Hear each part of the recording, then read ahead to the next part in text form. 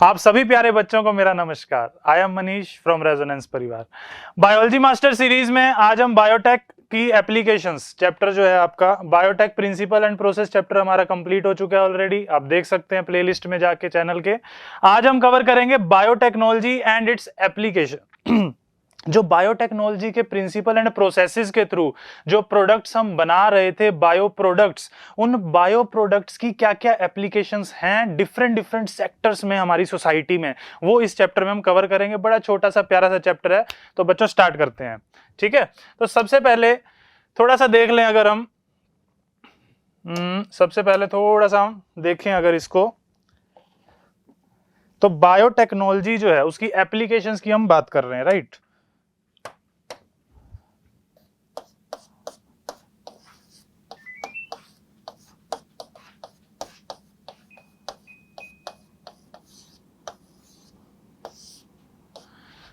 Biotechnology की applications की सबसे पहले बात करें तो there are variety of applications in our society of biotechnology. कहां पे इसकी एप्लीकेशंस हमें देखने को मिलती है?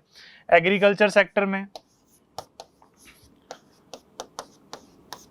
कैसे, अभी देखेंगे हम, इसमें चैप्टर में देखना ही वो है। एग्रीकल्चर सेक्टर में, एग्रीकल्चर सेक्टर के अलावा मेडिसिनल्स में, मेडिसिन वगैरह, राइट। इसके अलावा हम जो ट्रांसजेनिक एनिमल्स वगैरह बनाते हैं इसके थ्रू, ट्रांसजेनिक एनिमल्स, तो इन सब जगह पे और बहुत सारी और भी अदर सेक्टर्स हैं जिसमें हम बायोटेक्नोलॉजी की एप्लीकेशंस को यूज करते हैं। तो बायोटेक्नोलॉजी के जो प्रोडक्ट्स हैं उनकी एप्लीकेशन डिफरेंट जगह पे ह्यूमन वेलफेयर के लिए, जिसको हम यूटिलाइजेशन करते हैं, राइट, डेली लाइफ में। अब इसमें अगर हम बात करें वन बाय वन, सबसे पहले अगर हम चलें बायोटेक्नोलॉजी की एप्लीकेशन इन एग्रीकल्चर सेगमेंट, तीन ब्रॉड कैटेगरीज लेके चलें, मेडिसिन, एग्रीकल्चर सेगमेंट और ट्रांसजेनिक एनिमल्स कैसे बनाए जाते हैं, वो तीन ब्रॉड कैटेगरीज में हम इस चैप्टर को कवर करने की कोशिश करेंगे, राइट। तो सबसे पहले चलते हैं बायोटेक की applications in the agriculture field. So देखिए, बायोटेक्नोलॉजी इन एग्रीकल्चर अगर बात करें तो food production can be increased by the following ways. Food production increase करने के लिए जनसंख्या बढ़ती जा रही है, राइट, बट लैंड और अदर रिसोर्सेज जो हैं वो हमारे पास उतने ही हैं, लिमिटेड हैं। अब उतने लिमिटेड रिसोर्सेज से हम कैसे हायर यील्ड ले सकें फूड की, फूड क्रॉप्स की, फूड प्रोडक्शन कैसे ज्यादा कर सकें ताकि सभी की नीड को पूरा करा जा सके, राइट। तो उसके लिए बायोटेक्नोलॉजी का यूज होता है, जिसमें फूड प्रोडक्शन को हम कैसे कैसे इंक्रीज कर सकते हैं। Bio agrochemical based agriculture, agrochemicals का मतलब फर्टिलाइजर, पेस्टिसाइड्स वगैरह का यहाँ पे मतलब जिक्र किया जा रहा है एग्रोकेमिकल्स के नाम पे। तो एग्रोकेमिकल्स का मतलब ही क्या है, फर्टिलाइजर्स, पेस्टिसाइड्स, इनका यूटिलाइजेशन करके फूड प्रोडक्शन को इंक्रीज कर देना, ड्रास्टिकली इंक्रीज कर देना। ग्रीन रेवोल्यूशन इसका सबसे बड़ा एग्जांपल है, जिसमें एग्रोकेमिकल्स का यूटिलाइजेशन करके बहुत ज्यादा ड्रास्टिक इंक्रीज किया गया था फूड प्रोडक्शन को, राइट।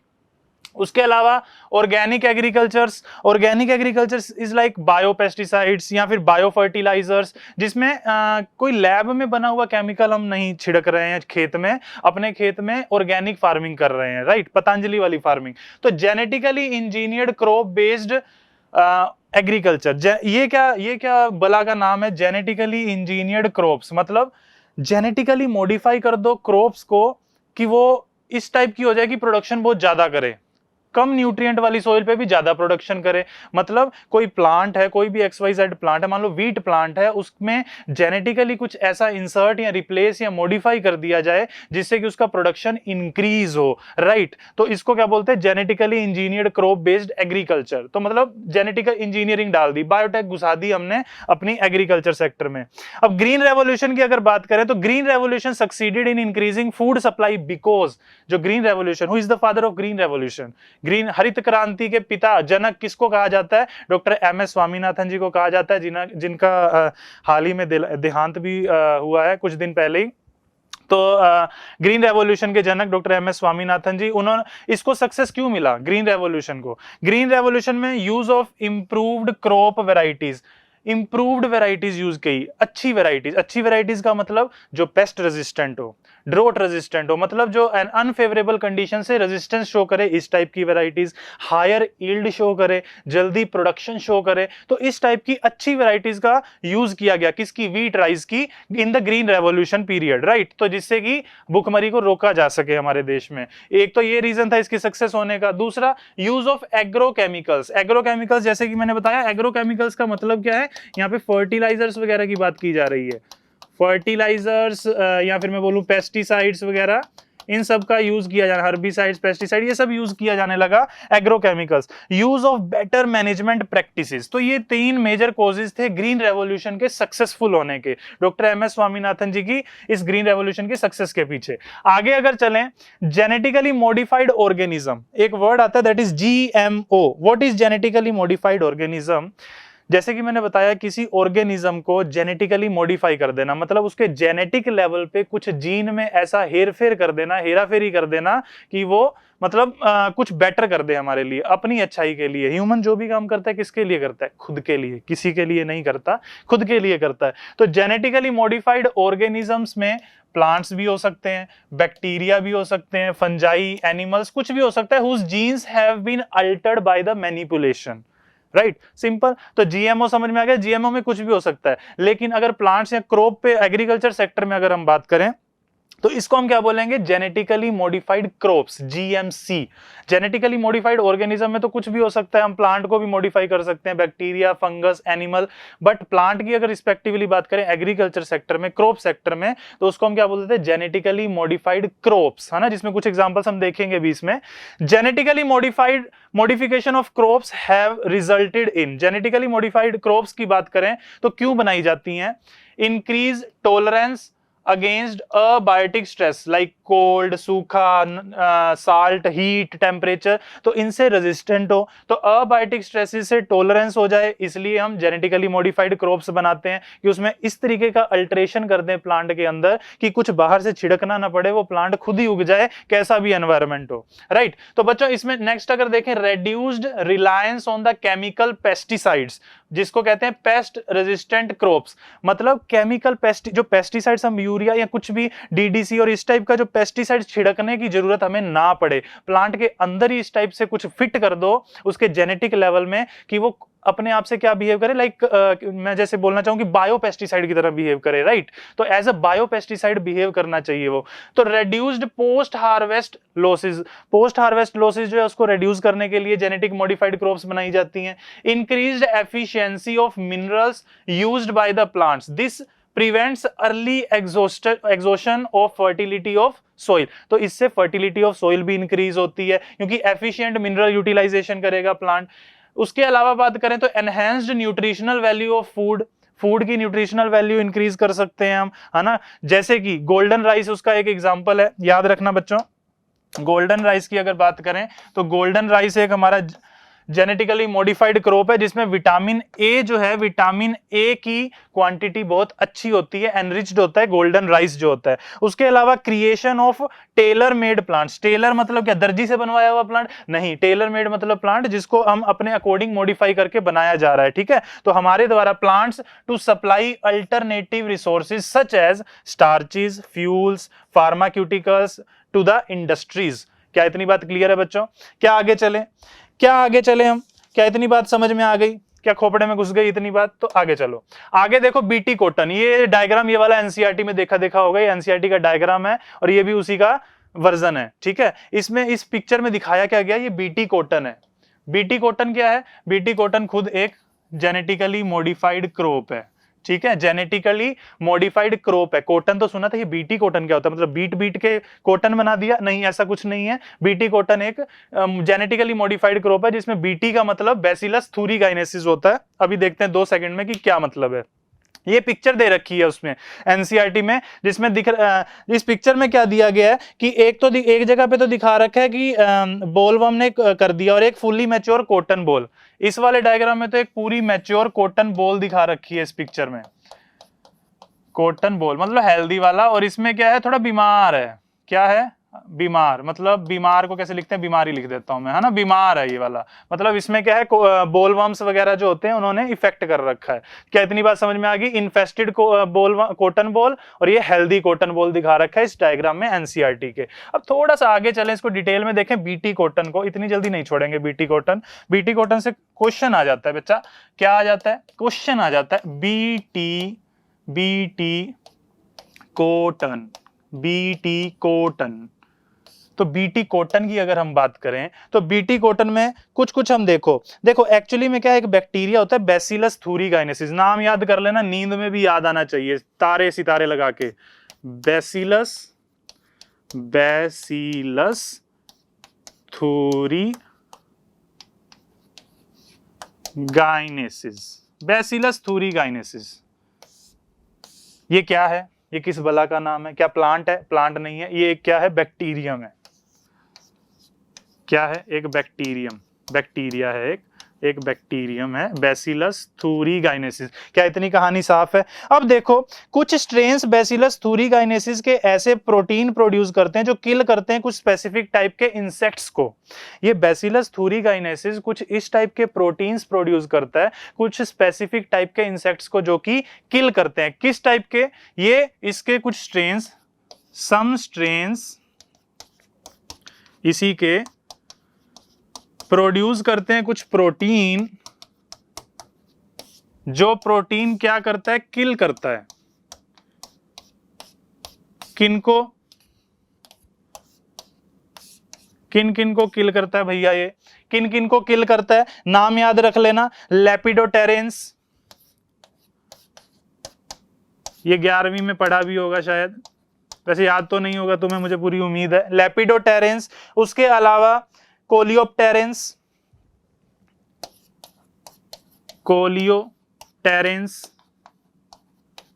और डिप्टेरेंस। क्या कहानी इतनी साफ है बच्चों? तो इन तीन टाइप के इंसेक्ट्स, ये तीनों ही क्या है? इंसेक्ट्स हैं। इन टाइप के इंसेक्ट्स को ये बैसिलस थूरीगाइनेसिस का स्पेसिफिक टाइप का जो प्रोटीन होता है वो किल करता है। अभी कहानी सुन ला, बीटी कॉटन का नाम अभी बताऊंगा मैं, ठीक है ना। बीटी कॉटन क्या, कैसे नाम इसका पड़ गया, इसके मम्मी पापा ने इसका नाम कैसे रखा।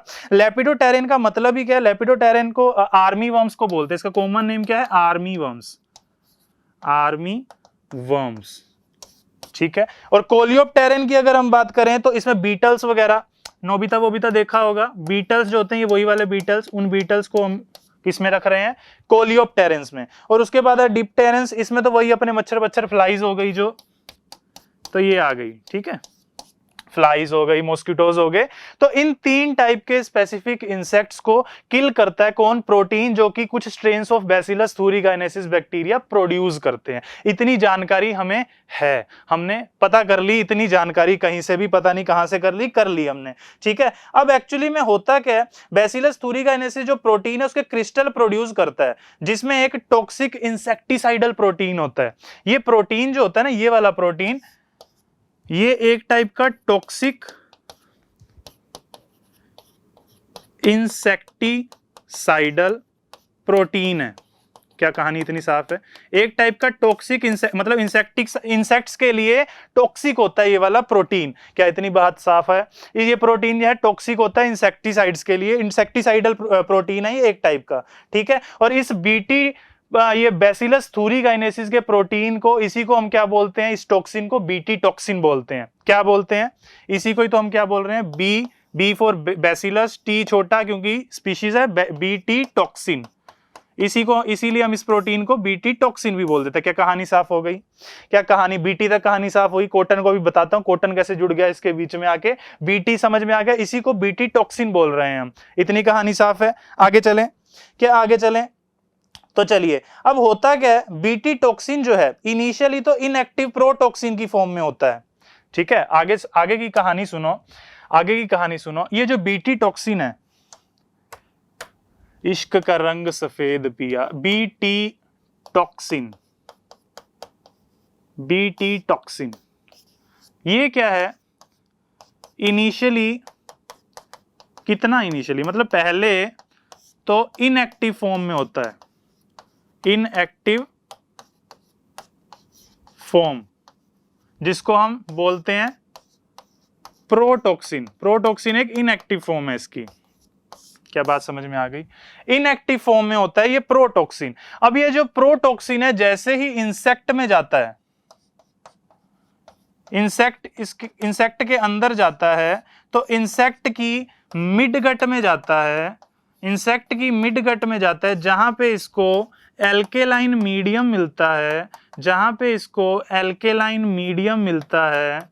क्या बात समझ में आ गई? प्रोटॉक्सिन की फॉर्म में होता है, इनएक्टिव फॉर्म होती है और क्रिस्टल फॉर्म होती है ये इसकी, है ना, क्रिस्टलाइन फॉर्म में होता है ये जो क्रिस्टल्स हैं एल्केलाइन मीडियम में जाकर, ये जो क्रिस्टल हैं प्रोटॉक्सिन के, ये क्रिस्टल क्या होते हैं, क्रिस्टल डिसोल्व हो जाते हैं। क्या बच्चा समझ में आ रहा है? डिसोल्व हो जाते हैं इसके जो क्रिस्टल हैं, इससे ये क्रिस्टल जो है डिसोल्व होने के बाद एक्टिव बना लेता है, दैट इज टॉक्सिन, जिसके कारण अल्टीमेटली टॉक्सिन है तो इंसेक्ट की क्या होगी, इंसेक्ट की मृत्यु हो जाएगी। क्या बात समझ में आ गई? इंसेक्ट की मृत्यु हो जाएगी, इंसेक्ट खत्म। कौन सा? वो लेपिडोप्टेरिन हो सकता है, डिप्टेरिन हो सकता है, या फिर बीटल हो सकता है, कोई भी मच्छर मक्खी कुछ भी हो सकता है। ठीक है, तो ये बीटी टॉक्सिन इस तरीके से एक्ट करता है। क्या बात इतनी समझ में आ गई? क्या इतनी बात समझ में आ गई? क्या इतनी बात क्लियर है? तो आगे चलें। अब ये जो है बीटी टॉक्सिन, ये जो बीटी टॉक्सिन है ना, ये एक स्पेसिफिक जीन ट्रांसक्राइब करता है। देखो बीटी टॉक्सिन एक टाइप का एंजाइम है, तो ये कौन करेगा? ट्रांसक्राइब करेगा एक स्पेसिफिक टाइप का जीन। उस जीन का नाम क्या है? रोकता रहता है, क्राइजीन, क्राइजीन। तो क्राइजीन जो है, क्राइजीन इस बैसिलस थूरिकाइनेसिस का क्राइजीन जो है ये बीटी टॉक्सिन को ट्रांसक्राइब करता है और उसके बाद इस तरीके से मार देता है इंसेक्ट को। कहानी साफ है।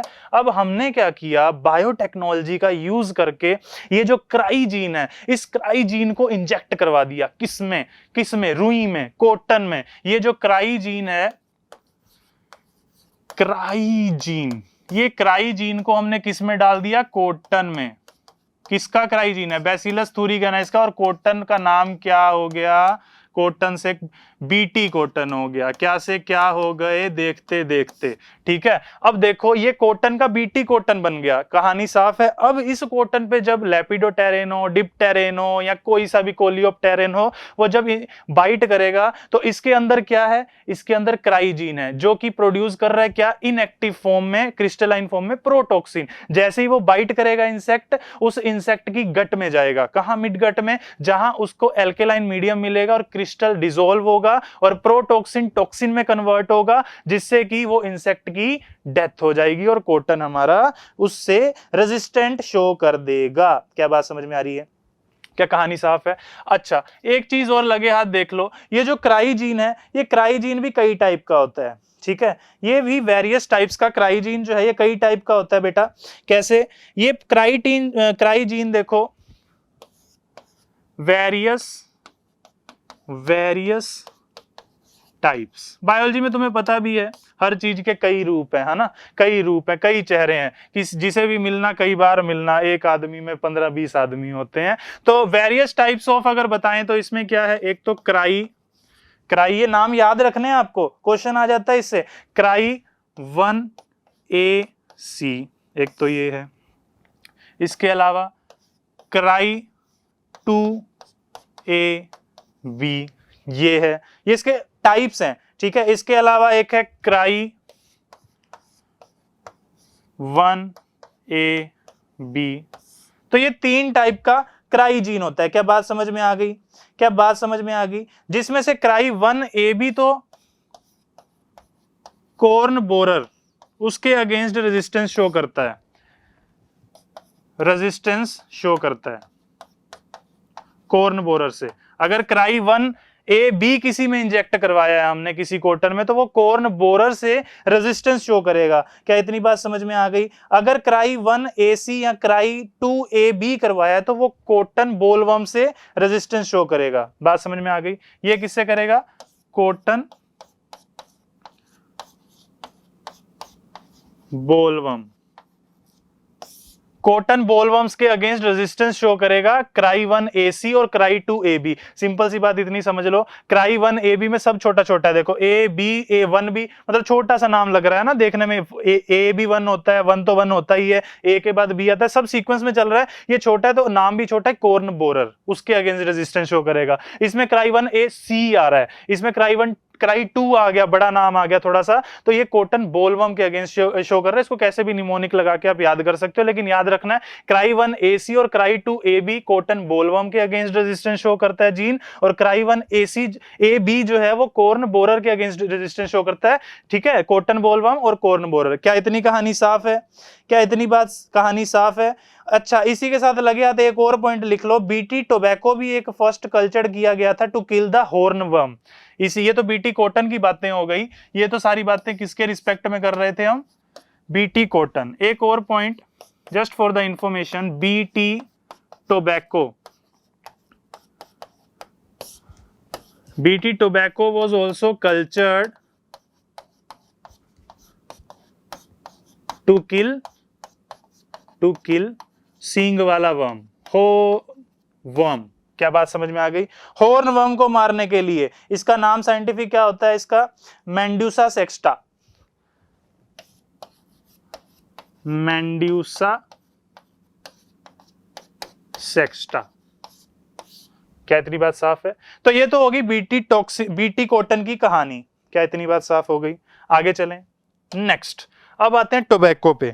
ठीक है, बीटी टोबैको, बीटी का बैसिलस थूरिकाइनेसिस का कॉन्सेप्ट अच्छे से क्लियर है बच्चा, पक्का क्वेश्चन इसमें से आ जाता है। ठीक है ना, आगे चलते हैं, आगे बात करते हैं टोबैको की। कॉटन की बहुत कहानी हो गई, अब आ जाओ टोबैको पे। ठीक है, एक नीमेटोड है, एनिमल किंगडम अगर कभी पढ़ा होगा 11वीं में तो उसमें देखा होगा एक नीमेटोड होता है। नीमेटोड क्या होता है ये 11वीं में पता लग गया होगा, ऐसा मैं आशा करता हूं, वरना पता लगा लेना। तो नीमेटोड है जिसका नाम क्या है? नाम बहुत इसका प्यारा है, एक मिनट रुक जाओ मैं जरा खुद देख लूं। मैलो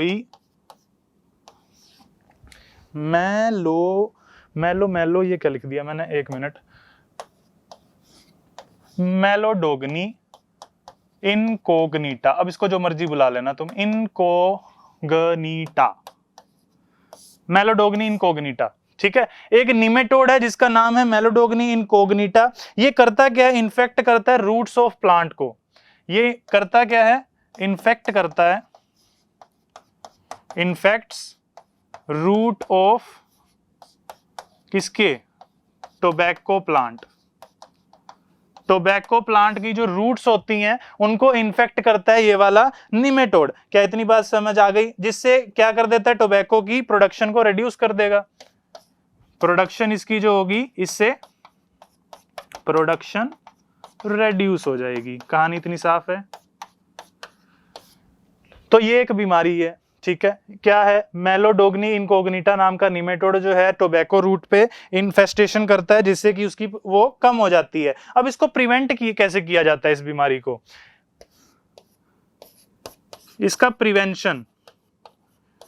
इसका प्रिवेंशन की अगर हम बात करें तो एक टेक्निक होती है RNAi। ये आई छोटा गलती से नहीं लगाया, इसको ऐसे ही बोला जाता है। इसकी फुल फॉर्म भी देख लो, RNA, ये क्या लिख रहा हूं मैं, इंटरफेरेंस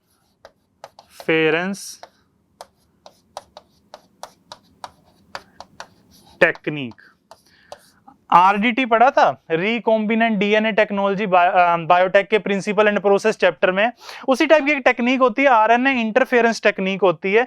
इस प्रोसेस के थ्रू हम इस बीमारी से टोबैको को बचाते हैं। अब इसमें किया क्या जाता है, सिंपल भाषा में समझो इसको, क्योंकि एक डिटेल्ड हायर स्टडीज में बेटा जब जाओगे ना बच्चों तो इसको पढ़ोगे डिटेल में। अभी हम अपने फायदे का जितना हमारा है उतना हम इसको पढ़ लेते हैं बोर्ड पर्सपेक्टिव से। ठीक है, आरएनए इंटरफेरेंस टेक्निक की अगर हम बात करें, इसमें आरएनए के साथ इंटरफेरेंस किया जाता है। इतना समझ में आ रहा है? कौन से आरएनए के साथ?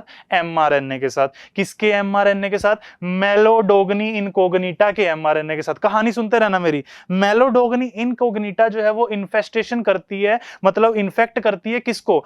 टोबैको प्लांट के रूट्स को, वहां पे इन्फेक्ट करने का मतलब कोई पर्टिकुलर टाइप का ये प्रोटीन सिक्रीट करेगी, जिसके कारण उसकी प्रोडक्शन रिड्यूस होगी टोबैको की। प्रोटीन किस में ट्रांसलेट किससे होता है? एमआरएनए से। इसका मतलब पहले ये जो निमेटोड है वो कोई एमआरएनए प्रोड्यूस कर रहा है, उस एमआरएनए से फिर वो पर्टिकुलर टाइप का टॉक्सिक कोई प्रोटीन प्रोड्यूस कर रहा है, जिसके कारण टोबैको की प्रोडक्शन रिड्यूस हो रही है। क्या इतनी बात समझ में आ गई?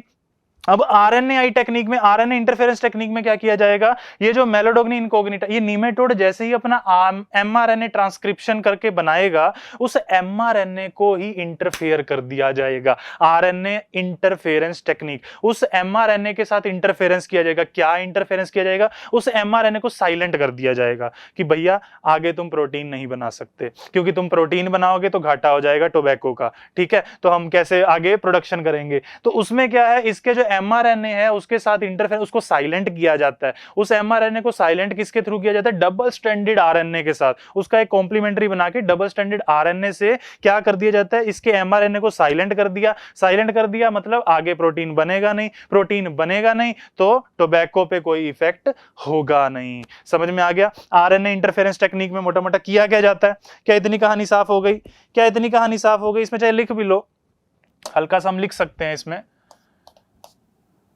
RNAi technique, RNA interference technique, ठीक है। इसमें हम करते क्या हैं? Silencing of specific, silencing of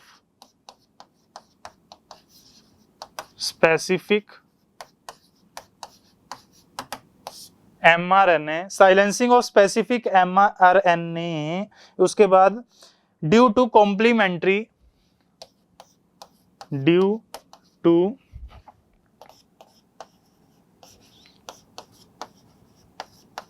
complementary double stranded RNA. याद रखना, डबल स्टैंडर्ड आरएनए कॉम्प्लीमेंट्री लगा के क्या कर दिया जाता है? स्पेसिफिक एमआरएनए, मतलब निमेटोड के एमआरएनए को साइलेंट कर दिया जाता है। इतनी बात समझ में आ गई? आरएनए इंटरफेरेंस टेक्निक में किया क्या जाता है, ठीक है। इसमें होता क्या? डबल स्टैंडर्ड आरएनए जो बाइंड करता है और प्रिवेंट करता है। इसमें एक और पॉइंट लिख सकते हैं हम, double standard RNA, double standard RNA binds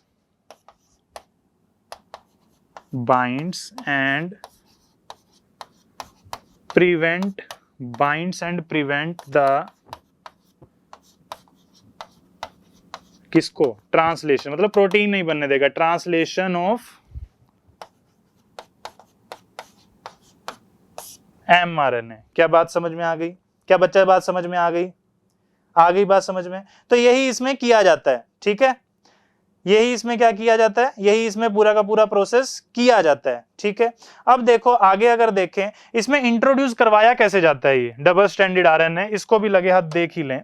इसको इंट्रोड्यूस कैसे कराया जाता है? तो एक वेक्टर होता है, बाय यूजिंग एग्रोबैक्टीरियम, नाम क्या है? एग्रोबैक्टीरियम। ये क्या है? एक टाइप का वेक्टर। वेक्टर क्या होता है? ये हमने बायोटेक प्रिंसिपल में बड़े अच्छे से पढ़ा था, टैक्सी या व्हीकल, उसमें प्लाज्मिड के बारे में पढ़ा था ना। प्लाज्मिड का एक आर्टिफिशियल का भी एग्जांपल भी लिया था हमने, और वेक्टर में हमने देखा था कि प्लाज्मिड, बैक्टीरियोफाज, कोस्मिड, काफी टाइप के वेक्टर्स हम यूज कर सकते हैं, जिसमें से प्लाज्मिड हम ज्यादातर यूज करते हैं। उसमें PBr 322 का एग्जाम्पल लेके हमने अच्छे से एक्सप्लेनेशन भी दिया था, राइट। तो इसमें एग्रोबैक्टीरियम जो है, इसका यूज करके क्या करते हैं? निमेटोड स्पेसिफिक जीन्स जो है, बाय यूजिंग, इसको ऐसे भी लिख सकते हो, by using Agrobacterium as a vector, क्या करते हैं? Nematode specific gene, nematode,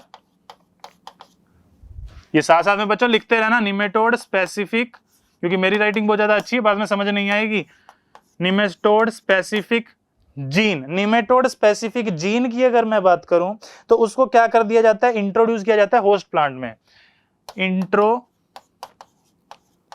introduced into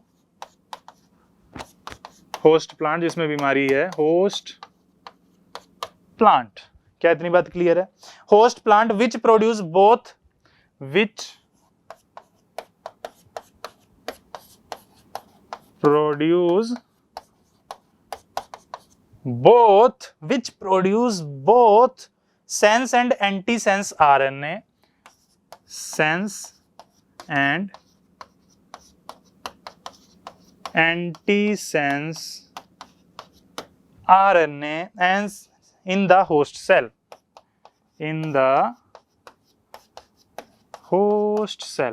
ठीक है, तो मोटा मोटा RNAi टेक्निक मैंने समझा दिया आपको, करा क्या जा रहा है इसमें।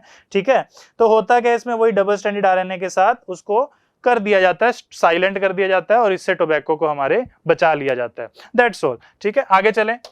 ठीक है, आगे मेडिसिन पे। तो एग्रीकल्चर में हमने अभी तक क्या पढ़ा बच्चों, क्या पढ़ा अभी तक, एक बार हल्का सा मैं दिखा दूं अगर, तो यहां से हमने स्टार्ट किया था कुछ इस तरह। सबसे पहले हमने कॉटन पढ़ लिया है। कॉटन में बीटी टॉक्सिन, बैसिलस थूरिकाइनेसिस, कैसे उसका प्रोटीन प्रोएक्टिव स्टेज से टॉक्सिन की तरफ कन्वर्ट होता है। बीटी टॉक्सिन जिसको बोलते हैं, क्राइजीन इसको ट्रांसक्राइब करता है। इस क्राइजीन को, ये जो क्राइजीन है, इस क्राइजीन को ही हमने इंजेक्ट करवा दिया बायोटेक्नोलॉजी का यूज करके। और क्राइजीन भी कई टाइप्स का होता है, क्राई 1 AC AB जो कि कॉटन बोलवर्म जो है उसके अगेंस्ट रेजिस्टेंस शो करता है, क्राई 1 AB जो है वो कॉर्न बोरन के अगेंस्ट करता है। ऐसी बीटी टॉक्सिन को भी पहली बार कल्चर किया गया था टू किल द हॉर्नवर्म, राइट। उसके अलावा टोबैको की बात करी, टोबैको में रूट्स पे इन्फेस्टेशन करता है एक निमेटोड जिसका नाम है मेलोडोग्नी इनकॉग्निटा, जो कि उसकी प्रोडक्शन रिड्यूस करवा देता है। इसको हम प्रिवेंट किससे करते हैं, टोबैको को इससे बचाते हैं, किससे, RNAi टेक्निक से, जिसमें स्पेसिफिक टाइप का mRNA जो है उसको साइलेंट कर दिया जाता है। निमेटोड के mRNA को सिंपल भाषा में बोलूं तो साइलेंट कर दिया जाएगा ताकि वो ट्रांसलेशन ना कर सके। और किससे साइलेंट किया जाता है, डबल स्ट्रैंडेड RNA के थ्रू। क्या इतनी बात समझ में आ गई? ये एक डिटेल टेक्निक है बच्चा, ये RNAi टेक्निक हायर स्टडीज में आप जब एनालिटिकल टेक्निक्स पढ़ेंगे तो उसमें बड़े अच्छे से पढ़ने वाले हैं इसमें। ठीक है, तो आगे चलें अगर, तो ये RNAi टेक्निक हमने समझ लिया कि साइलेंसिंग होती है इसमें स्पेसिफिक टाइप की mRNA की। ठीक है, एग्रोबैक्टीरियम को एज अ वेक्टर यूज किया जाता है इसमें होस्ट में रिलीज करने के लिए। तो आगे चलते हैं, अब आते हैं मेडिसिन पे। सबसे पहला सेगमेंट हमने कर लिया एग्रीकल्चर सेगमेंट में। दूसरा सेगमेंट है हमारे पास बायोटेक्नोलॉजी की application in medicinal field, pharmaceuticals में, थेराप्यूटिक्स में क्या यूज है इसका। पानी पी लूं जरा समय आना, तब तक देखो जरा।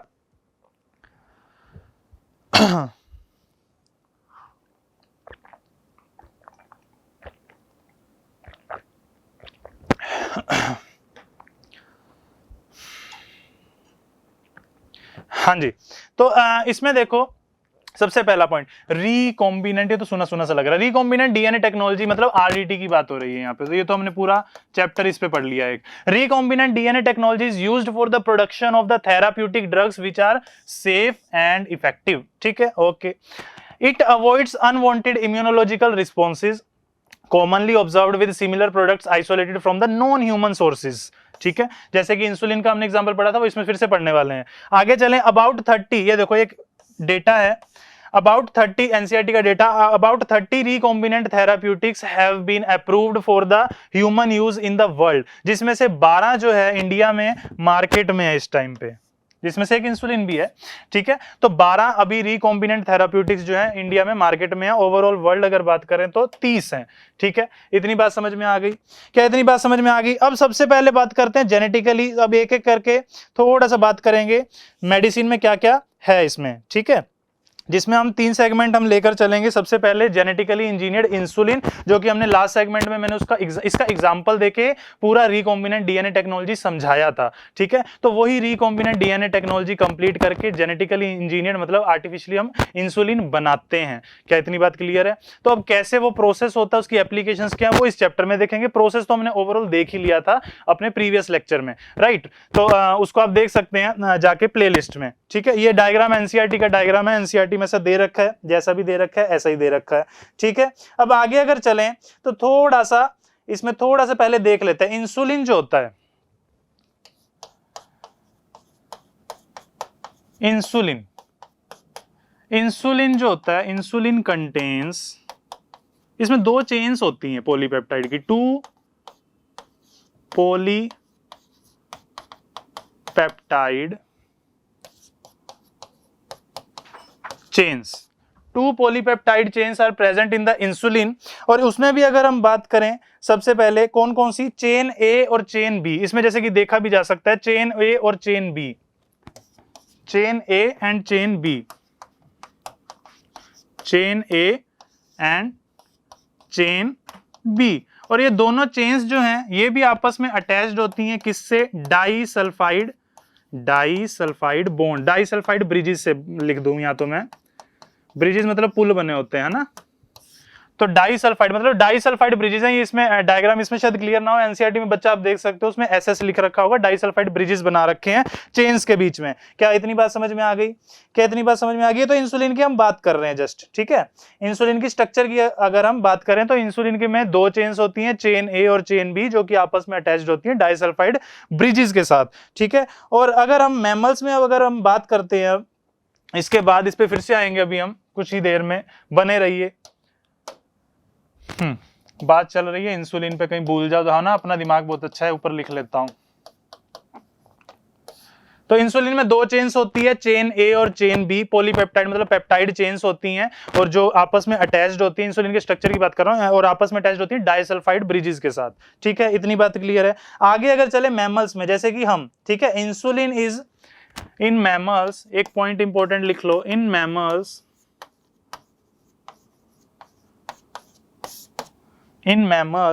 की अगर हम बात करें तो इसमें क्या होता है, insulin is synthesised as a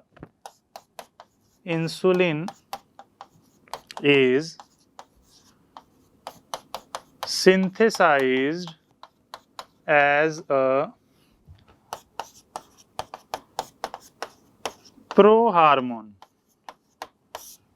synthesized as a prohormone, ठीक है।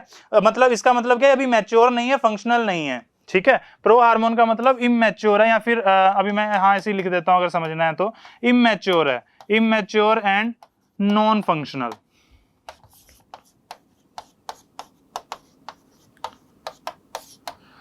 अब ये जो इमैच्योर प्रो हार्मोन होता है, ठीक है, मतलब इंसुलिन जो मैमल्स है, मान लो ह्यूमंस की केस भी लें, अगर मैमल्स जो है, मैमल्स में जो इंसुलिन नेचुरली प्रोड्यूस होता है वो प्रो हार्मोन की सिचुएशन में होता है। प्रो हार्मोन में होता क्या है, चेन ए और बी तो होता ही है, चेन ए एंड बी तो होता ही है, लेकिन उसके साथ एक सी पेप्टाइड भी प्रेजेंट होता है। किसमें, प्रो हार्मोन में सी पेप्टाइड एक्स्ट्रा एक प्रेजेंट होता है प्रो हार्मोन में। क्या बात समझ में आ गई, क्या बात समझ में आ गई? C peptide is present. क्या इतनी कहानी साफ है, क्या इतनी कहानी साफ है? मतलब क्या है इसका, इसमें ही अगर मैं बताऊं तो देखो, अगर मैं इस टाइप से कुछ बनाने की कोशिश करूं रफली, अगर ए चेन है, कोई बी चेन है, उसके साथ एक सी पेप्टाइड भी प्रेजेंट है, ठीक है। इस इंसुलिन को मैं क्या बोल रहा हूं, प्रो हार्मोन बोल रहा हूं, मतलब इनएक्टिव इंसुलिन है, इनएक्टिव इंसुलिन। इसका अगर मैच्योरेशन करके एक्टिव इंसुलिन बनाना है तो उसमें सिर्फ ए और बी होगा, ठीक है, उसमें सिर्फ ए और बी होगा। इसका मतलब क्या है, प्रो हार्मोन जो इंसुलिन इनएक्टिव है उसकी बात की जा रही है इसमें, इससे जब मैच्योर इंसुलिन बनाया जाता है, मैच्योर इंसुलिन बनता है जब नेचुरली, तो उसमें सी पेप्टाइड जो है रिमूव हो जाता है। इतनी सी कहानी होती है।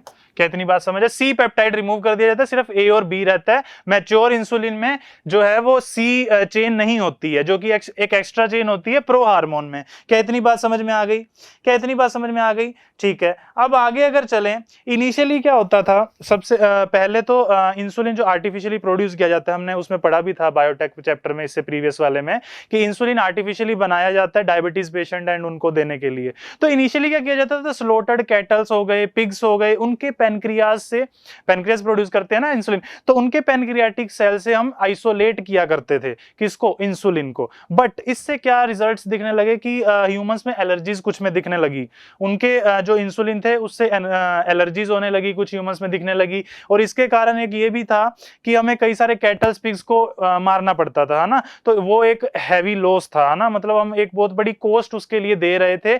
किसी एक ह्यूमन के बचने के लिए हो सकता है 10 जानवरों को मारना पड़ रहा था इंसुलिन आइसोलेट करने के लिए। तो इससे बचने के लिए नया नया टेक्नोलॉजी यूज करने लगे। और अब इस टाइम पे अब हम क्या करते हैं, स्लॉटर्ड कैटल या उसके पिग्स के पैनक्रियाटिक सेल से इंसुलिन नहीं आइसोलेट करते लेबोरेटरीज में, अब हम बैक्टीरिया के थ्रू कल्चर करते हैं। किसके थ्रू करते हैं बच्चा? बैक्टीरिया के थ्रू हम अब कल्चर करना स्टार्ट कर दिया हमने। क्या बात समझ में आ गई? बैक्टीरिया के थ्रू हमने क्या किया है, कल्चर किया है, ठीक है। तो और बैक्टीरिया के थ्रू फर्स्ट टाइम कल्चर, पहले तो इनिशियली क्या होता था, स्लोटर्ड, है ना, इनिशियली इसमें लिख भी सकते हो आप,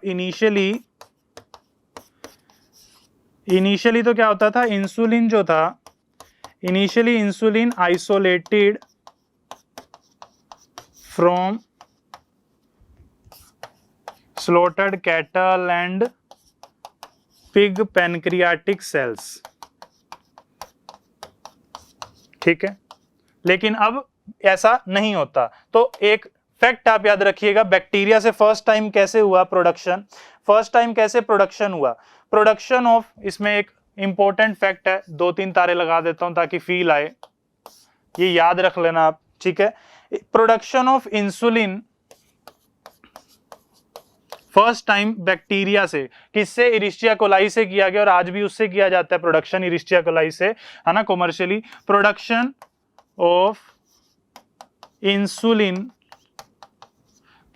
of insulin bye recombinant DNA technology, ठीक है, जो हमने पढ़ा था पिछले चैप्टर में, was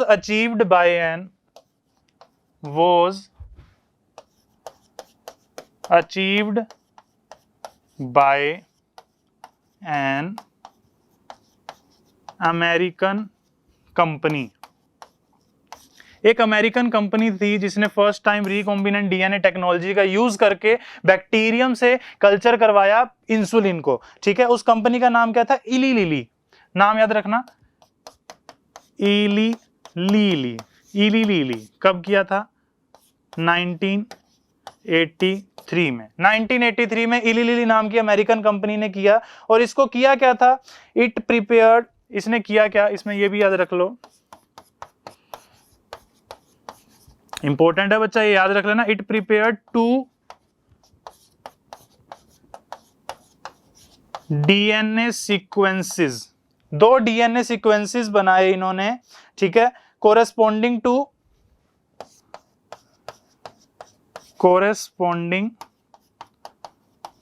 to chain A and chain B, chain A और चेन बी के कोरेस्पोंडिंग 2 सीक्वेंसेस इन्होंने बनाए इली लिली कंपनी ने, ठीक है, ह्यूमन इंसुलिन के, और उसको इंट्रोड्यूस करवा दिया गया इन दोनों को, इनको क्या करवाया गया, इंट्रोड्यूस करवाया गया, इसी को कंटिन्यू में देखें अगर, तो इसको introduce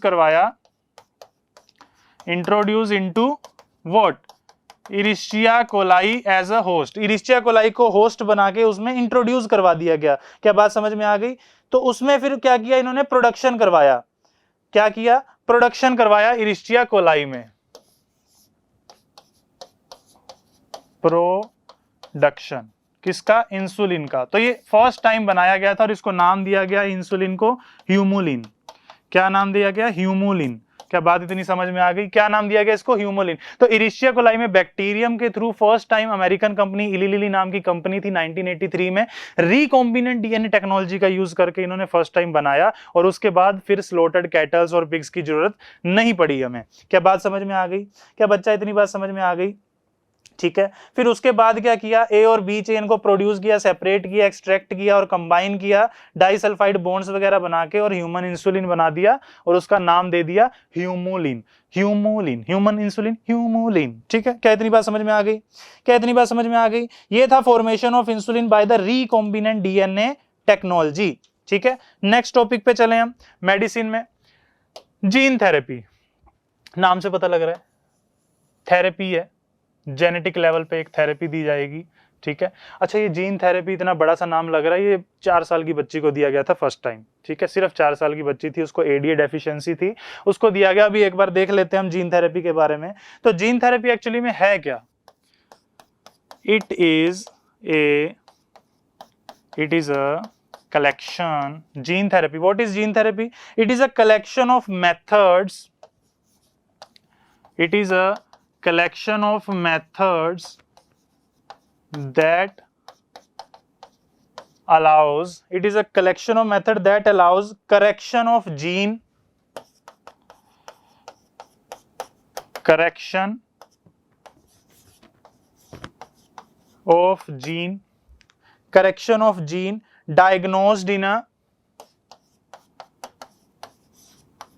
diagnosed in a child या फिर एम्ब्रियो स्टेज।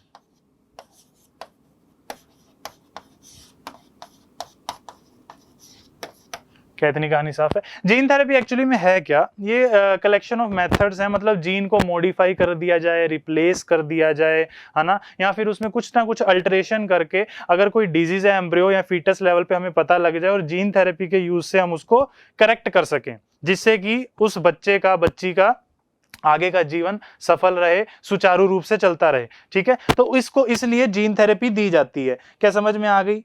ठीक है, तो मतलब डिफेक्टिव जीन को रिप्लेस कर दिया जाएगा किसी मतलब न्यूक्लियोटाइड में, बेस न्यूक्लियोटाइड में, हमारे सिंगल न्यूक्लियोटाइड बेस पेयर में कहीं भी कुछ भी एरर आ रहा है हमारे जेनेटिक लेवल पे, उसको करेक्ट कर देना, उसको क्या बोलते हैं? जीन थेरेपी बोलते हैं। ठीक है, इसमें काफी सारी टेक्निक्स इन्वॉल्व रहती हैं।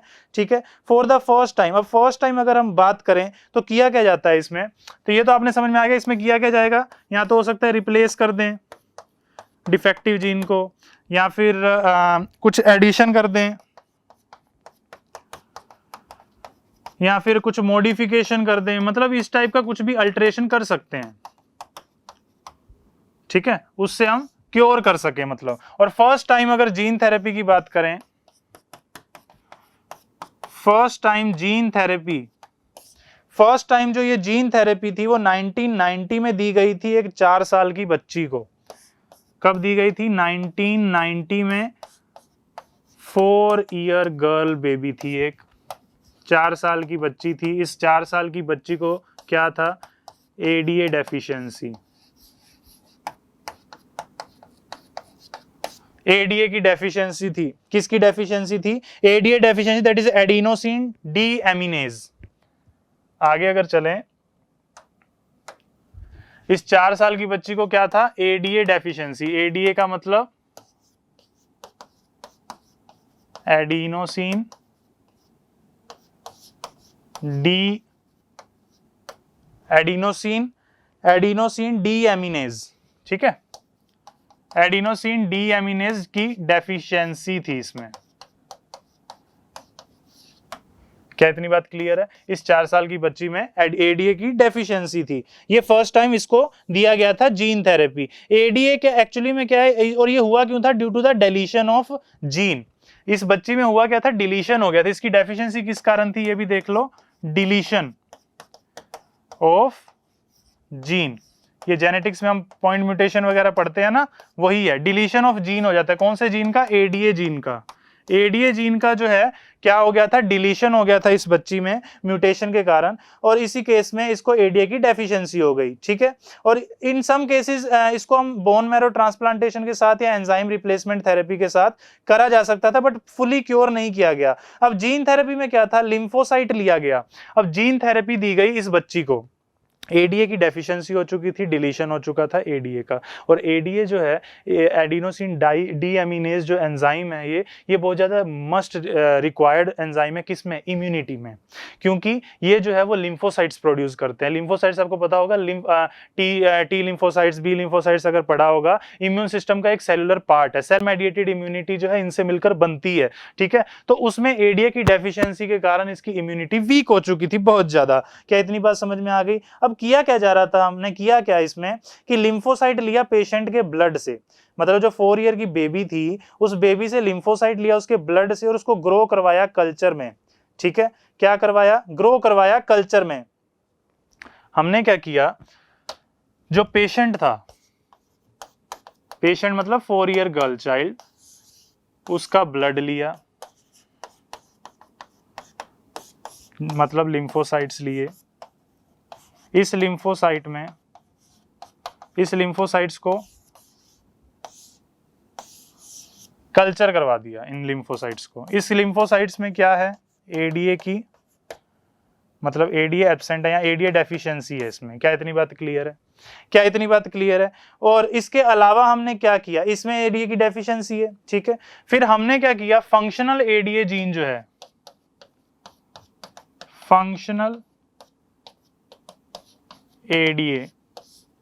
फंक्शनल एडीए जो है उसका हमने cDNA लिया। cDNA क्या होता है? Complementary DNA. एक प्रोसेस समझो बच्चा, होता क्या है, आपने पढ़ा होगा कि डीएनए जो है डीएनए से डीएनए बनता है जिसको रेप्लिकेशन बोलते हैं, डीएनए से आरएनए बनता है तो उसको हम क्या बोलते हैं, ट्रांसक्रिप्शन बोलते हैं, इसी से प्रोटीन जब बन जाता है तो इसी को हम ट्रांसलेशन बोलते हैं, और कंप्लीट को सेंट्रल डोग्मा। इतना पढ़ा हुआ है। इस आरएनए से जब दोबारा डीएनए बनता है तो इसको हम क्या बोलते हैं, रिवर्स ट्रांसक्रिप्शन। डीएनए से जब आरएनए बनता है दैट इज ट्रांसक्रिप्शन, आरएनए से जब दोबारा डीएनए बन जाए that is reverse transcription in the presence of enzyme, this enzyme is known as reverse transcriptase enzyme. और दोबारा जब डीएनए बनता है तो उस डीएनए को हम क्या बोलते हैं, कॉम्प्लीमेंट्री डीएनए। क्या बात समझ में आ गई? तो फंक्शनल एडीए जो था उसके आरएनए से सी डीएनए हमने बनाया, और उस सी डीएनए को क्या किया, कल्चर किया इसमें, और उस फंक्शनल सी डीएनए को हमने दोबारा से क्या किया, फंक्शनल सी डीएनए जो था, फंक्शनल सी डीएनए, फंक्शनल, एक सेकेंड,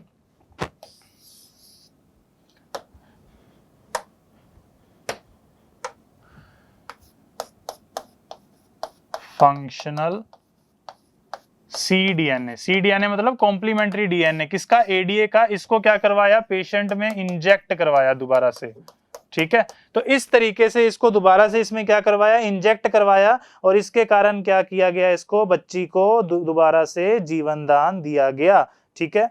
क्या बच्ची को क्या दिया गया, दोबारा से जीवन दान दे दिया गया। तो ये एडीए था, जीन थेरेपी था, एडीए डेफिशिएंसी फर्स्ट टाइम इस बच्ची को दिया गया था, ठीक है। एडीए कहाँ होता है, लिम्फोसाइट्स में होता है, और उस लिम्फोसाइट्स का हमने कल्चर करवा के दोबारा से कॉम्प्लीमेंट्री डीएनए के साथ करवा के दोबारा पेशेंट में इंजेक्ट करवाया, जिसमें फंक्शनल डीएनए था, जिससे कि उसमें एडीए सॉरी फंक्शनल डीएनए था, और फंक्शनल एडीए जीन का सी डीएनए था, जिससे उसके दोबारा से जो एडीए है उसकी डेफिशिएंसी को पूरा किया जा सके, एडीए दोबारा से हो जाए, एडिनोसिन डीएमिनेज, ठीक है, जो कि इम्यूनिटी में हमारे रोल प्ले करता है। आगे चलें, क्या आगे चलें बच्चों, आगे हम चलते हैं मॉलिक्यूलर डायग्नोसिस में, ठीक है।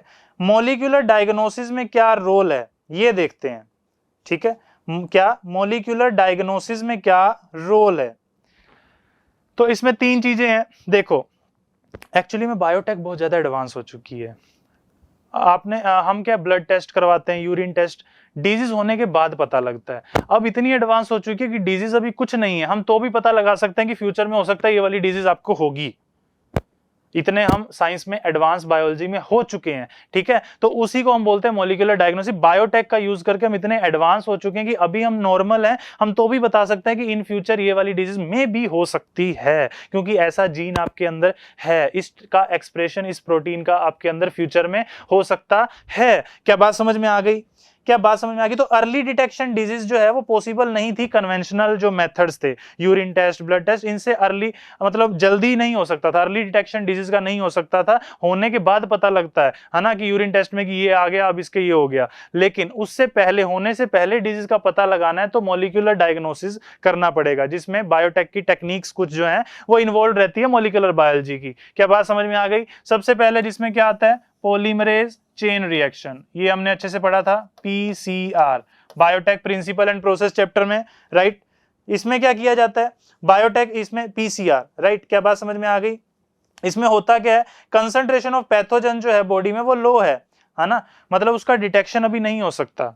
कोई पर्टिकुलर टाइप का पैथोजन हमारी बॉडी में है, लेट अस सपोज कोई भी ऐसा है जिससे कोई डिजीज कोज होती है, उस पैथोजन की अभी तो अमाउंट हमारे अंदर कम है, ठीक है, लेकिन इन फ्यूचर वो बढ़ रहा है, तो हो सकता है 10 साल बाद वो डिजीज ये कोज करे। तो हमारे ब्लड सैंपल से मान लो वो पैथोजन लेके उसका पीसीआर करवा के, पीसीआर में क्या करवाते थे, मिलियन ऑफ कॉपीज बनवा लेते थे, जिससे हमें पता लग जाएगा कि इन फ्यूचर ये पैथोजन ऐसा रूप लेगा और ये डिजीज कोज इस ह्यूमन में कर सकता है। क्या बात समझ में आ गई? पीसीआर किस तरीके से रोल प्ले करता है? क्या बात समझ में आ गई? मतलब हाई कंसेंट्रेशन उसका करवा के हम इसका यूज कर लेते हैं, ठीक है। और इसको यूज किस किस के लिए किया जाता है, डिटेक्शन ऑफ एचआईवी के लिए कर लिया जाता है, जेनेटिक म्यूटेशंस के लिए कर लिया जाता है। पीसीआर को यूज किसके लिए किया जाता है, एचआईवी डिटेक्शन के लिए। AIDS patients, AIDS suspected patients अगर मैं बोलूं, मतलब जिसको लगता है कि हो सकता है, शक है, एड्स हो सकता है उनको, तो उसमें पीसीआर के थ्रू एचआईवी डिटेक्शन हम कर लेते हैं, तो इसमें पीसीआर का रोल रहता है। या फिर इसके अलावा अगर हम बात करें तो इसके अलावा जेनेटिक म्यूटेशंस की डिटेक्शन के लिए भी पीसीआर को यूज में लिया जाता है। जेनेटिक म्यूटेशंस, ठीक है। और पीसीआर टेक्निक को आपको अच्छे से पढ़ना है तो प्रीवियस लेक्चर जो बायोटेक का प्रिंसिपल एंड प्रोसेस है उसमें आप देख सकते हैं हमने 3 मेथड पूरा प्रोसेस देखा था। 3 स्टेप्स में पीसीआर होता है, that is denaturation, annealing of primer and extension, जिससे कि एक साइकिल में 1 से 2 डीएनए बनाकर हमने देखा था 2 से 4 बनते हैं, जिसमें हमने ये भी देखा था कि अगर 30 साइकिल्स पीसीआर की हो जाएंगी तो मिलियन ऑफ कॉपीज हमारे पास हो जाएंगी, राइट। तो ये हमने उस चैप्टर में हमने देखा था, उसी का यूज करके हम एचआईवी डिटेक्शन या फिर जेनेटिक म्यूटेशंस का अर्ली डिटेक्शन कर सकते हैं। अभी कुछ हुआ नहीं है, फ्यूचर में हो सकता है, तो उसका अर्ली डिटेक्शन हम कर सकते हैं पीसीआर के थ्रू। क्या बात समझ में आ गई? एक इंपॉर्टेंट सिग्निफिकेंट एप्लीकेशन हो गई इस टेक्निक की। उसके बाद अगर बात करें रिकॉम्बिनेंट डीएनए टेक्नोलॉजी, क्या है रिकॉम्बिनेंट डीएनए टेक्नोलॉजी? इसको तो हमने सारा चैप्टर ही इस पे पढ़ा है, आरडीटी पूरा का पूरा चैप्टर इसी पे ही बेस्ड ही था वो वाला, तो ये चैप्टर एकदम उससे लिंक्ड है बहुत ज्यादा, ठीक है। आरडीटी की एप्लीकेशन के अभी इंसुलिन का पढ़ा है, वो किसका एप्लीकेशन था? आरडीटी से फर्स्ट टाइम आरडीटी से किसने बनाया? अमेरिकन कंपनी इली लिली ने बनाया था, इरिस्टिया कोलाई को एज अ होस्ट यूज करके। कौन सी टेक्निक थी? आरडीटी, रिकॉम्बिनेंट डीएनए टेक्नोलॉजी के थ्रू ही तो इंसुलिन बनाया। डायबिटीज पेशेंट्स जी रहे हैं इतने इतने साल, वो किसके कारण जी रहे हैं? आरडीटी के कारण जी रहे हैं। क्या बात समझ में आ गई? क्या इतनी बात क्लियर है? आगे अगर देखें ELISA test, ELISA test that is enzyme linked immunosorbent assay, ठीक है, इसको याद रखना है। एलिजा टेस्ट क्या होता है? एलिजा टेस्ट देखो एक बेसिक सी बात याद रखना, एलिजा टेस्ट जो होता है एक चीज तो डेंगू के लिए किया जाता है एज ए कंफर्मेटरी टेस्ट, दूसरी चीज एड्स के लिए किया जाता है, एचआईवी के लिए, लेकिन ये कंफर्मेटरी टेस्ट नहीं है।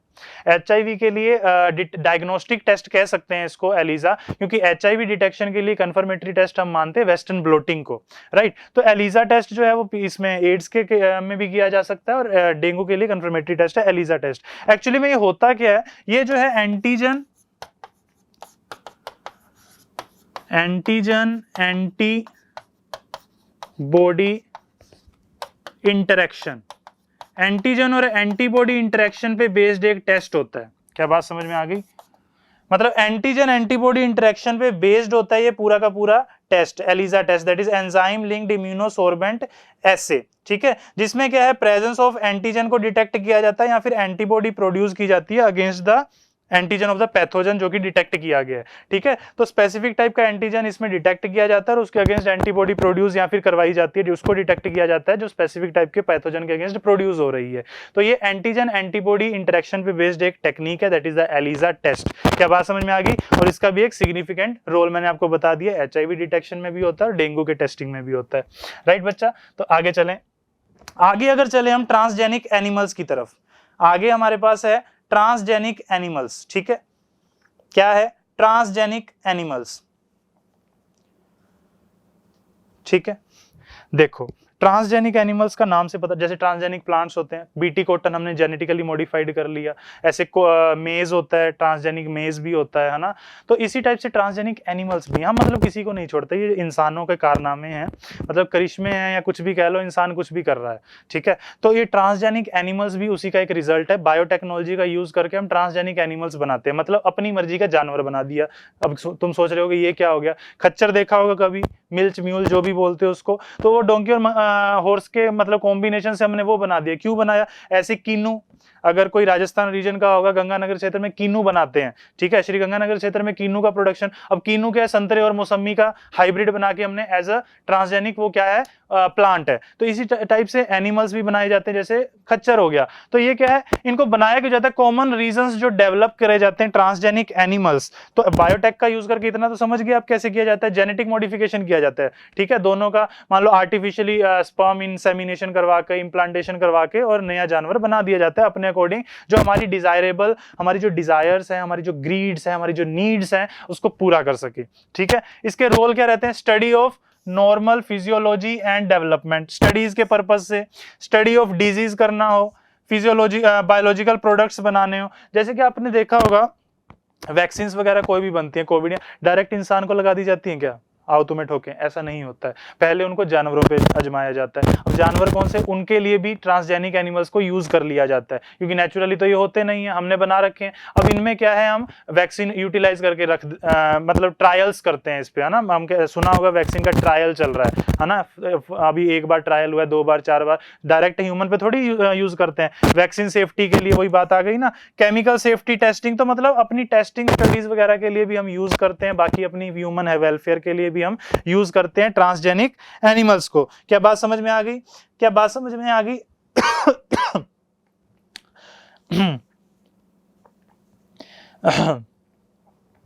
ठीक है, तो इतनी बात क्लियर है। इसको आप रीड भी कर सकते हो अपनी एनसीईआरटी में, बड़ा अच्छा इसमें दो दो दो तीन तीन पॉइंट्स दे रखे हैं डिफरेंट डिफरेंट यूनिट्स को, डिजीज को ट्रीट करने के लिए कैसे जीन्स में मॉडिफिकेशन किया जाता है ना। क्या इतनी बात समझ में आ गई? Cancer, cystic fibrosis, different different disease जो है उनको ट्रीट करने के लिए भी हम ट्रांसजेनिक एनिमल्स का यूज कर लेते हैं। ठीक है, तो ये ट्रांसजेनिक एनिमल्स को बनाने का कॉमन रीजंस हैं क्यों हम डेवलप करते हैं ट्रांसजेनिक एनिमल्स को। उसके बाद अगर हम बात करें ट्रांसजेनिक एनिमल्स के बाद, तो एथिकल इश्यूज आते हैं कुछ। ठीक है, अब इतनी बात तो समझ में, यहां तक हमारा चैप्टर जो है मेजर पोर्शन कंप्लीट हो चुका है बच्चा। अच्छे से हमने स्टडी कर लिया, ट्रांसजेनिक एनिमल्स के हमने रीजंस देख लिए हैं, उसको फिर भी आप एनसीईआरटी से रीडिंग कर सकते हैं एक बार बोर्ड पर्सपेक्टिव से। बट पॉइंट्स जो हैं, ये पॉइंट्स तो आपको एटलीस्ट याद होने ही चाहिए, बुलेटिन पॉइंट्स तो लिख ही सकें आप। ठीक है ना, ये जो 4 से 5 पॉइंट्स लिख रखे हैं तो इंपॉर्टेंट पॉइंट्स हैं ही, याद करने, समझ में आ ही रहा है इसमें क्या लिखना है, राइट। तो आगे अगर चलें, एथिकल इश्यूज की बात करते हैं। जेनेटिक मॉडिफिकेशन ऑर्गेनिज्म में जो है वो अनप्रिडिक्टेबल रिजल्ट्स कई बार शो कर देता है when such organisms are introduced into the ecosystem. कुछ अनप्रिडिक्टेबल उसके रिजल्ट्स भी आ सकते हैं, हो सकता है जैसा हम सोच रहे हैं वैसा ना हो, इकोसिस्टम उसके लिए कुछ अगेंस्ट, हमारे अगेंस्ट कुछ कर दे। Modification and use of living organism for the public services creates problem with the patents granted. Patents वगैरह उसका अभी हम देख भी लेंगे। Government of India has formed the organisation like GEAC। GEAC एक ऑर्गेनाइजेशन है जिसका फुल फॉर्म याद रखना है बच्चा, जेनेटिक इंजीनियरिंग अप्रूवल कमिटी। ये करता क्या, ये डिसाइड करता है वैलिडिटी और सेफ्टी के बारे में, किसकी, genetically modified organism for the public safety. तो जीएमओ जितने भी होते हैं जिसमें प्लांट, बैक्टीरिया कुछ भी आ सकते हैं, जैसे हमने क्रॉप्स की बात करी थी, बीटी, कॉटन एंड टबैको की, ऐसी जेनेटिकली मॉडिफाइड ऑर्गेनिज्म जितने भी हैं उनको अप्रूवल या वैलिडिटी उनको पब्लिक सर्विसेज में जाना चाहिए या नहीं, वो कौन डिसाइड करता है, genetic engineering approval committee, GEAC, जो कि गवर्नमेंट ऑफ इंडिया ने बनाई थी। ठीक है, ये पॉइंट आपको याद रखना है। उसके अलावा ऊपर का तो कॉमन पॉइंट आपको ध्यान में है ही। आगे चलें, अगर एथिकल इश्यूज में कंटिन्यू करें तो राइस की अगर बात करें, चावल, rice is being used since thousand of years in the Asia. ठीक है, हमारे वाले कॉन्टिनेंट में, जिसमें से लगभग 2 लाख वेराइटीज जो है वो सिर्फ इंडिया में है। सिर्फ 2 लाख वेराइटीज तो चावल की इंडिया में ही है। मतलब सिंपल सी वही बात मैं बता भी रहा था previous biology master series lecture में, जिसमें हम बायोटेक का ही पढ़ रहे थे, प्रिंसिपल एंड प्रोसेस, कि चावल, पंजाब का चावल यूपी का चावल अलग है, यूपी में पूर्वांचल का चावल और बिहार के चावल में अंतर है, तो वेस्ट बंगाल का और असम के चावल में अंतर है। तो हमारे 2 लाख से ज्यादा वेराइटी तो चावल की है। बासमती की बात करें, बासमती एक यूनिक एरोमा के लिए अपने और जाना जाता है, और फ्लेवर के लिए बासमती राइस, और 27 वेराइटीज तो सिर्फ इंडिया में कल्चर होती है बासमती की। बासमती भी पूछने दुकान पे जाओगे ना तो कई रेट बता देंगे, वैरायटी वहीं से समझ में आ जाएगी। 60 रुपए केजी बासमती है, 100 रुपए केजी बासमती है, 120 बासमती, 160, 260, मतलब इतनी वैरायटी में बासमती, बासमती सभी बासमती। तो बासमती के भी 27 वैरायटी सिर्फ इंडिया में है। इन 1997 की बात करें तो अमेरिकन कंपनी ने पेटेंट लिया बासमती राइस के लिए through the US patent and trademark office, and allow कर दिया to sell a new variety in US and abroad. This new variety of basmati was derived from Indian farmers variety. तो Indian farmers की ही variety से एक new variety बनाकर American company ने patent ले लिया उस पे। ठीक है, ये पेटेंट क्या होता है, अपना अधिकार जमा लिया कि इसका, ये पेटेंट का मतलब ये हमारा न्यू है, हमने कुछ न्यू इन्वेंशन कर दी, इससे पहले कभी नहीं हुआ, कुछ नोवल काम कर दिया ऐसा। ठीक है, आगे अगर चलें, इंडियन बासमती जो है, Indian basmati was crossed with semi-dwarf varieties and claimed as an invention or a novelty। मतलब इंडियन वेराइटीज को ही कुछ और वेराइटीज के साथ क्रॉस करवा के और उसको क्लेम कर दिया उन्होंने कि ये न्यू वेराइटी है। उसके अलावा बासमती राइस के, besides basmati rice, now attempt are in progress for the turmeric और नीम और हल्दी के लिए भी अब जो है प्रोग्रेस में, पेटेंट्स वगैरह के लिए अप्लाई किया जा रहा है। How are rich legacy will be reduced by other countries if we do not pay attention और counter these patent applications. Actually में पता है क्या है, हमारे पास रिसोर्सेज, संसाधन बहुत है, हमें ज्ञान बहुत है इंडिया में, इंडियंस को, लेकिन उस पे हम मतलब लीगली वो नहीं कर पाते कि हम कागजी कार्रवाई में पीछे रह जाते हैं अक्सर। अब चावल जो है, चावल पे पेटेंट्स बाहर की कंट्रीज ने ले लिया, कैसे भी ले लिया, जबकि हमारे यहाँ पे बहुत पहले से हैं वो सब, लेकिन हमें पता ही नहीं है पेटेंट कैसे है, इतनी अवेयरनेस ही नहीं है, तो उसके कारण हम पीछे रह जाते हैं। हमारे प्रोडक्ट पे कोई और अपना पेटेंट ले जाता है कि ये मेरा नोवल काम है, कोई क्रेडिट और ले जाता है, काम यहाँ का होता है, ठीक है। तो ऐसा इंडियंस के साथ शुरू से होता है। आगे चलें, एक वर्ड आता है बायोपायरेसी। बच्चा बायोपायरेसी क्या होता है? एथिकल इश्यूज समझ में आगे क्या क्या है।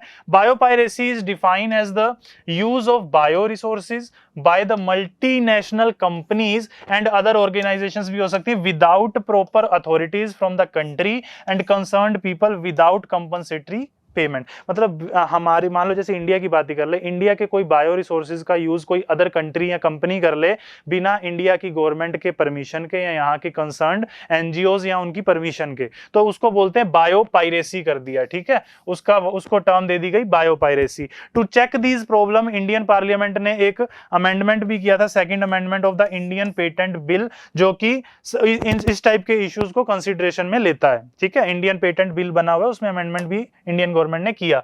अब आते पेटेंट की अगर बात करें, पेटेंट का मतलब क्या है? अगर लिटरल मीनिंग, ये भी मुझे लगा इतना दे नहीं रखा, लेकिन पेटेंट वर्ड 2-3 बार आया तो हमें पता होना चाहिए पेटेंट क्या होता है, राइट। तो ये just for the knowledge, a patent is a set of exclusive rights granted by a state या फिर नेशनल गवर्नमेंट जो भी है टू एन इन्वेंटर, जिसने खोज करता, और their assignee for a limited period of time in exchange for public disclosure of an invention. एक लिमिटेड पीरियड, मान लो अगर 35 या 36 साल के लिए इंडिया है, इंडिया में मान लो in case let us suppose 36 साल के लिए क्या है, पेटेंट दिया जाता है। मतलब आज आपने कोई ऐसी इन्वेंशन कर दी, कुछ इस टाइप का, मान लो बिस्किट बना दिया, कुछ आपने इस टाइप का बिस्किट बनाया जिसमें कुछ बहुत ज्यादा न्यूट्रिएंट्स या इस टाइप का है जो आज तक कभी नहीं बना, उस बिस्किट पे आपने क्या ले लिया, पेटेंट ले लिया। अब वो पेटेंट आपको ऐसे नहीं उम्र भर के लिए मिलता है, आपको मिल गया मान लो 36 साल के लिए मिल गया, तो 36 साल तक कोई भी उस बिस्किट को अपना नाम नहीं दे सकता।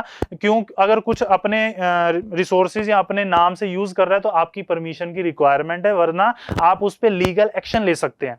क्या बच्चा समझ में आ गया? लेकिन 36 साल के बाद उसको कोई भी यूज कर सकता है। जैसे कबीरदास के दोहे हैं, मान लो कबीरदास के दोहे कोई भी गा सकता है, अब उनका पेटेंट उस पे नहीं है क्योंकि खत्म हो चुके 36 साल पहले, मतलब 36 उनके जब भी उनको मिला था तो 36 साल बाद वो खत्म हो गया। तो इस टाइप का कॉन्सेप्ट है पेटेंट का, कुछ specific type of period of time के लिए दिया जाता है, ठीक है। तो एक्सक्लूसिव राइट्स होते हैं जो कि देती है government. Patent safety 3 criteria, patent जो है सेटिस्फाई करता है 3 क्राइटेरिया को, काम नोवल होना चाहिए, नॉन ऑब्वियसनेस होना चाहिए और यूटिलिटी। तीनों वर्ड का मतलब क्या है? मतलब इन 3 क्राइटेरियाज को जो काम पूरा करेगा उसको पेटेंट दे दिया जाता है, उसके नाम से जाजी ले सिमरन अपनी जिंदगी। नोवेलिटी की बात करें, it means that the innovation must be new, नया होना चाहिए, कहीं का कॉपी उठा के पेस्ट नहीं करना है, अपना खुद का काम होना चाहिए, ठीक है। दूसरा non obviousness, it may not be documented but is otherwise well known होना चाहिए, डॉक्यूमेंट होना हो, वेल नोन हो काम। यूटिलिटी की बात करें तो product should be of particular use for the human beings, human welfare के लिए, ह्यूमन बींग्स के लिए कुछ पर्टिकुलर यूज के लिए उसकी यूटिलिटी हो, मतलब लगे कि ऐसी पर्चा नहीं छाप दिया, इसका कुछ ना कुछ यूटिलाइजेशन है। अपने बिस्किट बनाए तो वो हेल्पफुल है ह्यूमंस के लिए, इस टाइप से आपको मतलब सेटिस्फाई करना पड़ेगा। जैसे इंटरव्यू पैनल में सामने वाले को सेटिस्फाई करना पड़ता है कि ये मेरा जो है ये प्रोडक्ट ये इसलिए आपके लिए अच्छा है। क्या बात इतनी समझ में आ गई?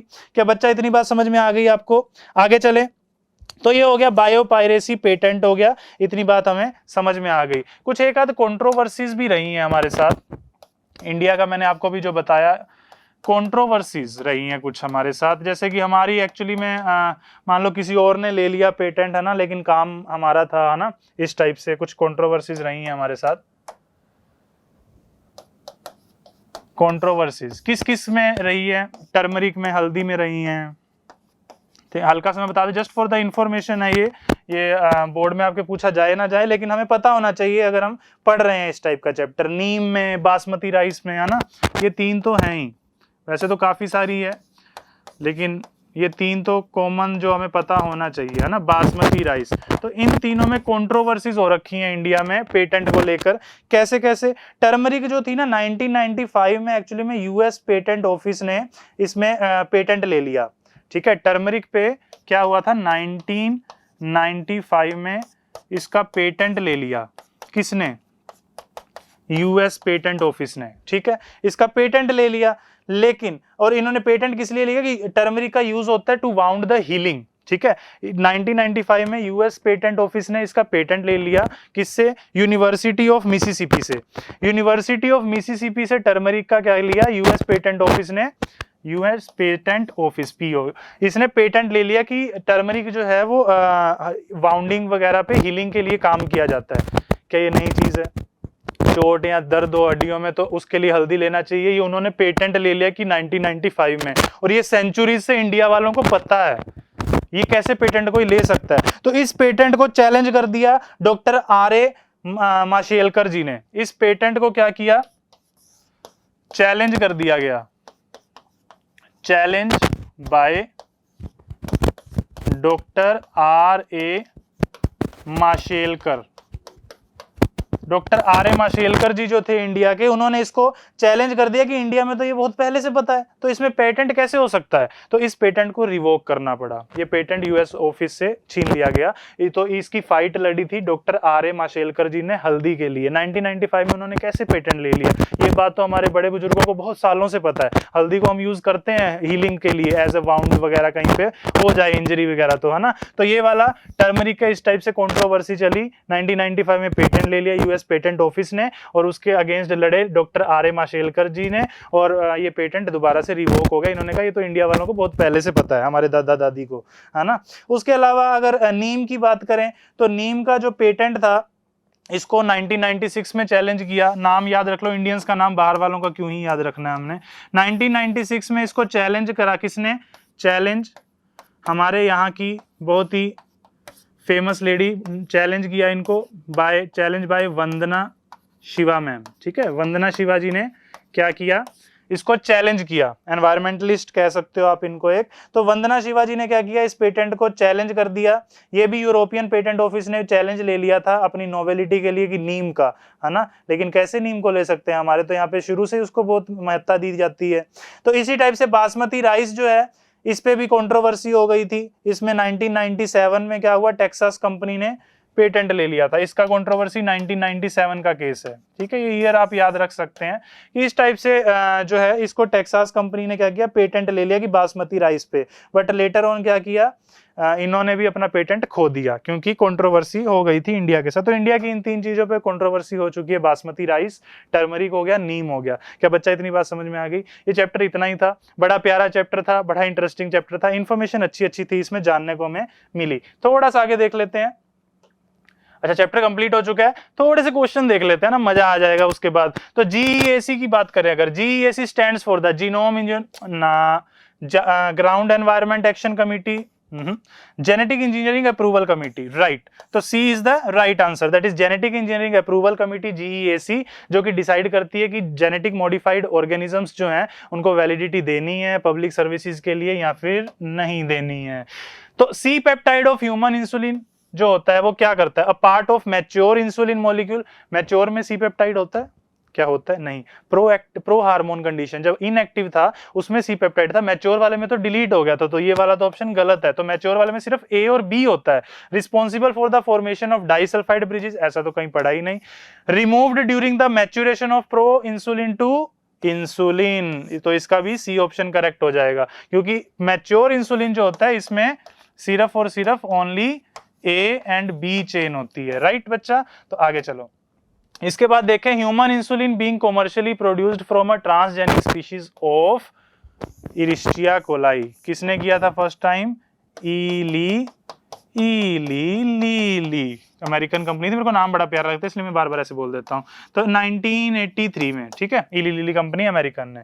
ये बात हो गई। आगे चलें, cry protein coded by cry 1AB control किसको करता है? क्राई 1AB मैंने बताया था, छोटा सा नाम है क्राई 1AB, तो कॉर्न बोरर को, ठीक है। कॉटन बोलवर्म को तो कौन सा कर रहा था? Cry 1AC and cry 2AB, ये कर रहा था इसको, तो राइट बच्चा, ठीक है। इतना कॉन्सेप्ट क्लियर है। आगे चले नेक्स्ट क्वेश्चन।